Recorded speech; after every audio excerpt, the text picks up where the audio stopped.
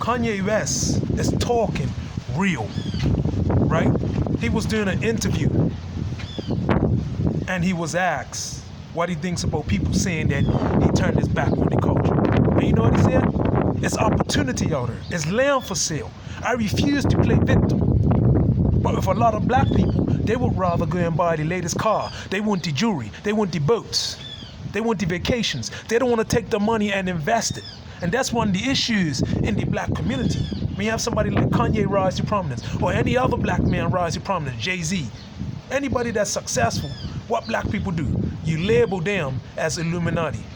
You label them as wicked. And let me tell you why you label them as that. It's because you're not allowed to jump on the boat and hitch a ride. Because a lot of you in the black community, you got this entitlement mindset. Okay? Kanye put in work to get to where he is. Jay-Z put in work to get to where he is. Black people are the worst enemy. You want to play victim all the time. You want to blame slavery all the time. You want to blame the white man. It's not the white man. Look at yourself in the mirror. You want to go around victimizing people. You want to go around playing victim. But because the black man that you know chooses not to play victim, he chooses to take on opportunities and invest in wealth and invest in himself to become successful, you get mad and upset. It's time to stop the hate.